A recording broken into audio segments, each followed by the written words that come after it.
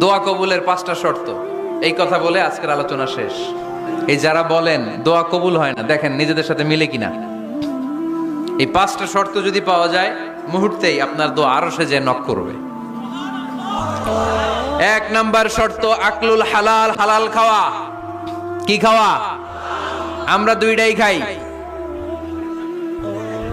হালালও খাই হারামও খাই। বেশি খাই কোনটা? হ্যাঁ, কি খান? আমি কই নাই কিছু, আপনারাই কইছেন। নিজের উত্তরে নিজে ধরা না। হারাম খেলে তো দোয়া কবুল হয় না। লা ইয়াদখুলুল জান্নাতা জাসাদুন গুযিয়া বিল হারাম। ওই দেহ কখনো জান্নাতে যায় না যে দেহ হারাম খেয়ে বর্ধিত হয়েছে।